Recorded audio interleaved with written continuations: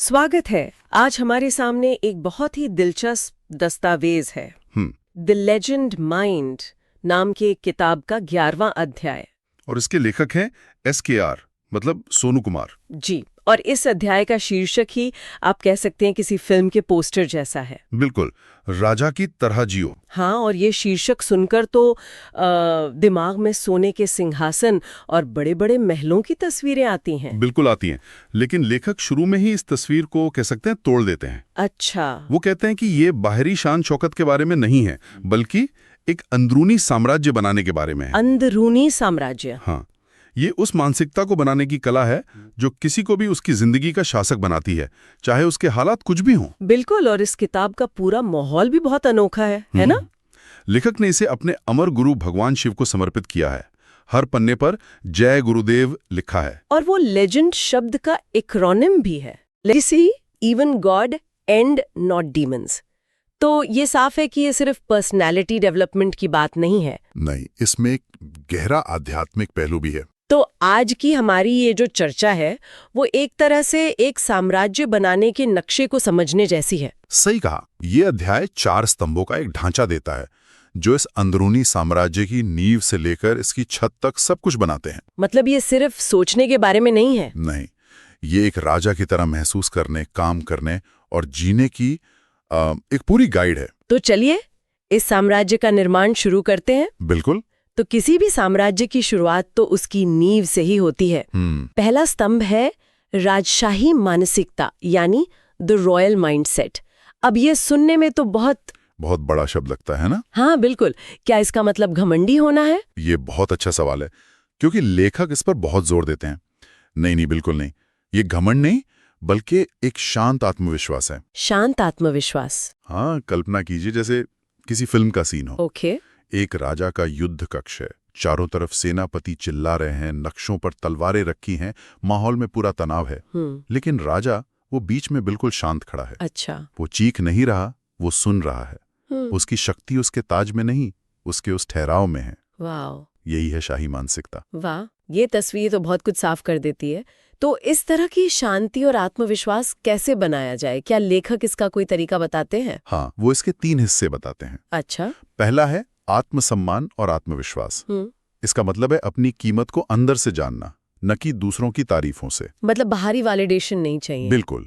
लेखक कहते हैं कि एक अहंकारी व्यक्ति को हमेशा दूसरों को नीचा दिखाने की जरूरत महसूस होती है, जबकि एक आत्मविश्वासी राजा जानता है कि एक आम सैनिक भी उसे कुछ ऐसा सिखा सकता है जो उसके सेनापति नहीं सिखा सकते। तो वो विनम्र होता है। हाँ, वो विनम्र होता है क्योंकि उसे किसी से अपनी महानता का सर्टिफिकेट नहीं चाहिए। समझ गए। और इसका दूसरा हिस्सा है संयम और उपस्थिति, कंपोजर एंड प्रेजेंस। जी।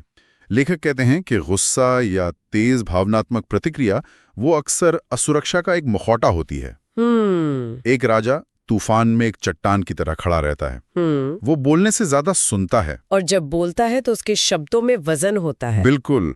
आज की दुनिया में जहां हर कोई तुरंत रिएक्ट करता है, ये संयम ही असली शक्ति है। सही बात है। और तीसरा हिस्सा जो इस मानसिकता को दिशा देता है वो है दृष्टि और उद्देश्य, विजन। हाँ, एक राजा सिर्फ दिन नहीं काटता, वो एक विरासत बनाने के बारे में सोचता है। उसका एक लक्ष्य होता है जो उसकी अपनी जिंदगी से भी बड़ा होता है। जैसे अपनी प्रजा की भलाई, अपने राज्य का विस्तार या ज्ञान की खोज। यहाँ लेखक ने स्मार्ट गोल्स का भी जिक्र किया है। Specific, measurable, achievable, relevant, time bound. ये तो बहुत कॉर्पोरेट साउंड करता है। तो एक राजा की बड़ी विरासत बनाने की सोच और इन छोटे छोटे मापने योग्य लक्ष्यों के बीच कोई विरोधाभास नहीं है? ये एक बेहतरीन सवाल है। देखिए, लेखक का असली जोर उस महान लक्ष्य पर है। कभी-कभी सबसे बड़े लक्ष्य, जैसे एक ऐसी विरासत बनाना जिसे सदियों याद रखें, वो शुरू में स्मार्ट नहीं होते। हाँ, वो धुंधले और बहुत बड़े लगते हैं। बिल्कुल। तो यहाँ एक संतुलन साधना पड़ता है। स्मार्ट गोल्स उस बड़ी धुंधली दृष्टि तक पहुंचने के लिए रास्ते में बिछाए गए पत्थर हैं। अच्छा। वो आपकी बड़ी सोच को जमीन पर उतारने का एक प्रैक्टिकल तरीका है, ताकि आप सिर्फ सपने ही ना देखते रहें। समझ गई। तो एक बार मानसिकता की ये नींव मजबूत हो जाए तो क्या सिर्फ सोचने से काम चल जाता है? जाहिर है नहीं। एक साम्राज्य सिर्फ सोच से नहीं बनता। बिल्कुल नहीं। तो लेखक एक्शन और जिम्मेदारी के बारे में क्या कहते हैं? यहीं पर हम दूसरे स्तंभ पर आते हैं, शासक का क्षेत्र, द रूलर्स डोमेन। शासक का क्षेत्र। और यहाँ एक बहुत दमदार लाइन है, आपकी जिंदगी आपका राज्य है। वाह! इसका मतलब है कि आपकी सेहत, आपके रिश्ते, आपका काम, आपका समय, ये सब आपका राज्य है और आप इसके शासक हैं। ये एक बहुत बड़ी जिम्मेदारी वाली बात लगती है भी। अपने राज्य का शासक होने का असल में मतलब क्या है? इसका पहला मतलब है नियंत्रण और स्वामित्व लेना, टेक कंट्रोल एंड ओनरशिप। लेखक कहते हैं कि दूसरों को दोष देना, हालात को कोसना, ये प्रजा की भाषा है, शासक की नहीं। अच्छा। एक राजा ये नहीं कहता कि मेरे सेनापति की गलती की वजह से हम युद्ध हार गए। वो क्या कहता है? वो कहता है मैं युद्ध हार गया, अब अगली रणनीति क्या होगी। वो जिम्मेदारी लेता है। हाँ, वो अपने हर फैसले की, चाहे वो सही हो या गलत, पूरी जिम्मेदारी लेता है। इसी के लिए लेखक आइजनहावर मैट्रिक्स जैसे टूल का सुझाव देते हैं ताकि एक राजा अपने सबसे कीमती संसाधन पर नियंत्रण रख सके। यानी समय पर? जी, समय पर। और इसमें एक बात और कही गई है, संघर्ष ही पाठशाला है, स्ट्रगल एज स्कूल। ये सुनने में तो अच्छा लगता है, लेकिन असल जिंदगी में जब कोई लगातार असफल हो रहा हो तो इस नजरिए को बनाए रखना बहुत मुश्किल हो सकता है। बहुत मुश्किल। क्या लेखक इस पर कोई सलाह देते हैं कि इस मानसिकता को कैसे बनाए रखें जब सब कुछ गलत हो रहा हो? हाँ, और यही दूसरे बिंदु को बहुत महत्वपूर्ण बनाता है, जो है निरंतर सुधार, कंटिन्यूअस इंप्रूवमेंट। जी, एक राजा हमेशा एक छात्र होता है। आपके सवाल का जवाब इसी में छुपा है। अच्छा। जब एक राजा असफल होता है तो वो इसे व्यक्तिगत हार के रूप में नहीं देखता। तो फिर कैसे देखता है? वो इसे एक फीडबैक, एक डेटा पॉइंट के रूप में देखता है। वो ये नहीं पूछता कि मेरे साथ ही ऐसा क्यों हुआ, वो पूछता है इस असफलता ने मुझे मेरे राज्य या मेरी रणनीति के बारे में क्या सिखाया है। वाह! ये नजरिया आपको निराशा से बचाता है और हर मुश्किल को सीखने का एक मौका बना देता है। ये एक दिलचस्प विचार है। इसका मतलब है कि एक राजा की शक्ति इस बात में नहीं है कि वो क्या आदेश देता है, बल्कि इस बात में कि उसके आसपास के लोग कैसा महसूस करते हैं। आपने बिल्कुल सही पकड़ा। ये तो लीडरशिप की पारंपरिक परिभाषा से बिल्कुल अलग है। बिल्कुल, और यही इस स्तंभ का तीसरा और सबसे गहरा हिस्सा है, अपने राज्य का पोषण। Nurturing your kingdom. जी, एक सच्चा राजा सिर्फ अपने लिए शासन नहीं करता, वो जानता है कि उसका साम्राज्य उसके लोगों से है। वो अपने परिवार, अपनी टीम, अपने समुदाय को ऊपर उठाता है। लेखक लिखते हैं कि एक राजा चपरासी से लेकर सीईओ तक हर किसी के साथ सम्मान से पेश आता है। क्यों? क्योंकि वो व्यक्ति में नहीं, बल्कि उस भूमिका में छिपी मानवता का सम्मान करता है। अच्छा। उसकी महानता इस बात में है कि वो दूसरों को कितना महान महसूस कराता है। तो हमने मन की नींव रखी, फिर कर्म और जिम्मेदारी की दीवारें खड़ी की। जी। लेकिन एक साम्राज्य को चलाने के लिए ऊर्जा भी तो चाहिए। बिल्कुल चाहिए।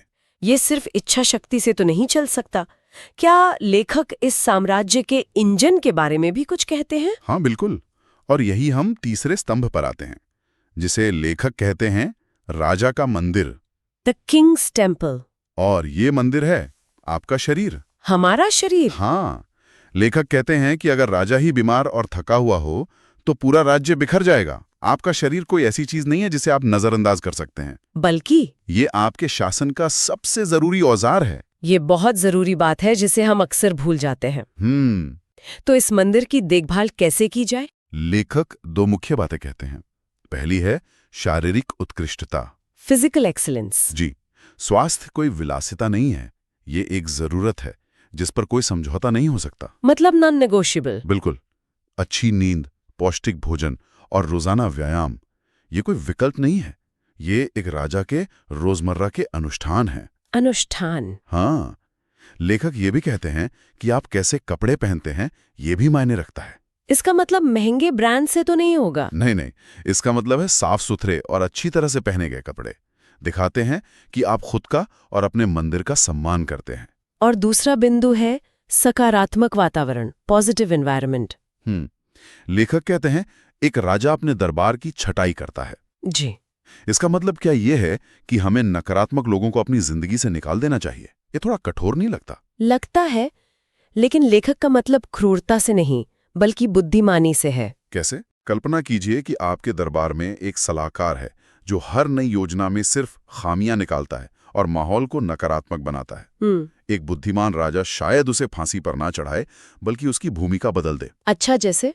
उसे शायद जोखिम विश्लेषक बना दे, जहां उसका काम ही खामियां खोजना हो, लेकिन फैसले लेने वाली मुख्य समिति से उसे दूर रखेगा। वाह, ये तो बहुत अच्छा उदाहरण है। छटाई का असली मतलब यही है, नकारात्मक प्रभावों को पहचानना और शालीनता से उनसे एक सुरक्षित दूरी बनाना, ताकि वे आपके पूरे राज्य को जहरीला न कर दें। बिल्कुल।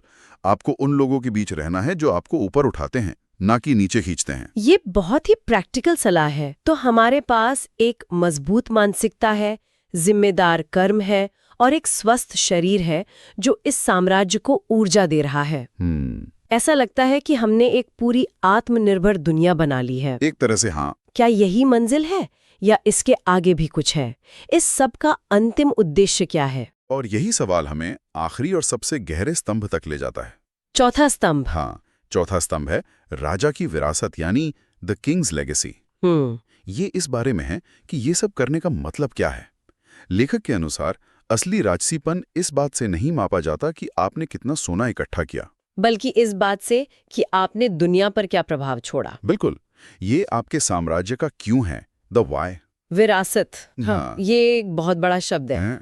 हम अपनी रोजमर्रा की जिंदगी में इसके बारे में कैसे सोच सकते हैं? लेखक इसे दो सरल विचारों में तोड़ते हैं। पहला, वर्तमान में जीना, लिव इन द प्रेजेंट। बिल्कुल जी। एक राजा भविष्य की योजनाएं बनाता है, लेकिन वो रहता आज में है। वो हमेशा और का इंतजार नहीं करता कि जब मेरे पास एक और महल होगा तब मैं खुश होंगी। नहीं, वो आज अपने बगीचे में खिले एक फूल में, अपने वफादार सिपाही की आंखों में, या एक शांत सुबह में ही दौलत ढूंढ लेता है। वो आभार का अभ्यास करता है। बिल्कुल बिल्कुल। और वो ये भी समझता है कि हर चीज पर नियंत्रण रखना एक भ्रम है। वो तूफान को रोकने की कोशिश नहीं करता, वो अपनी नाव को मजबूत करने पर ध्यान देता है। और दूसरा बिंदु?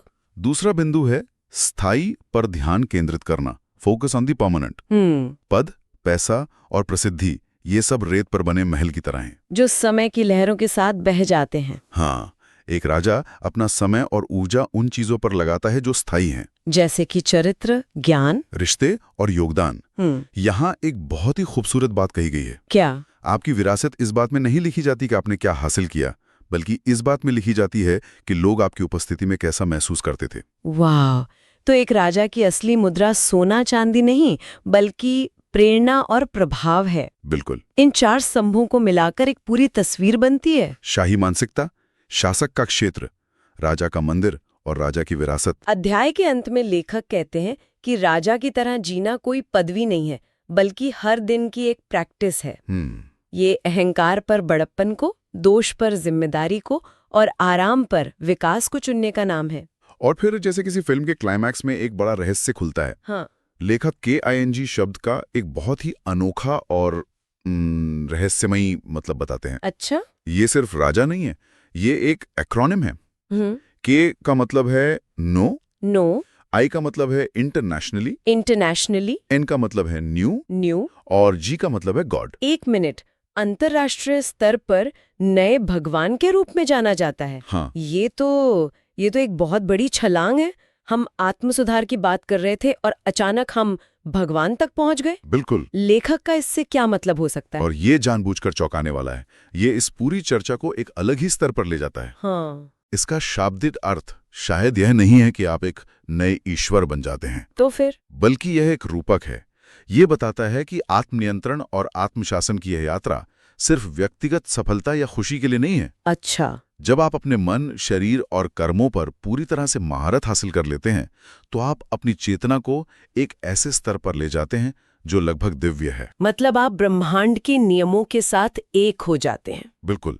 ये इस पूरी फिलॉसफी को एक गहरा, आध्यात्मिक और कह सकते हैं ब्रह्मांडीय उद्देश्य देता है। तो ये सिर्फ अपनी जिंदगी को बेहतर बनाने के बारे में नहीं है, बल्कि ये समझने के बारे में है कि एक बेहतर इंसान बनकर आप ब्रह्मांड में अपनी सही जगह पा रहे हैं। सही। और अंत में लेखक की सबसे महत्वपूर्ण पंक्ति, जो शायद इस पूरे अध्याय का सार है। सबसे बड़ा साम्राज्य जिस पर आप कभी भी शासन करेंगे, वो आप स्वयं हैं। The highest form of royalty. नहीं।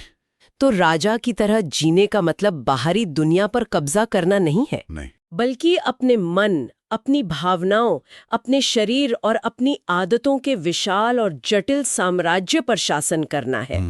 ये कोई मंजिल नहीं है, बल्कि हर दिन हर पल किया जाने वाला एक चुनाव है। और लेखक की अंतिम बात हमें एक बहुत बड़ी जिम्मेदारी और एक बहुत बड़े अवसर का एहसास कराती है कि अगर आप ही अपना साम्राज्य हैं तो आप ही इसके निर्माता भी हैं और रक्षक भी। ये हमें एक आखिरी सवाल पर छोड़ जाता है। अगर किसी व्यक्ति का सबसे बड़ा साम्राज्य वो खुद है, तो उस साम्राज्य का सबसे बड़ा दुश्मन, सबसे बड़ा धोखेबाज या सबसे बड़ा विद्रोही कौन हो सकता है? इस पर विचार जरूर कीजिएगा।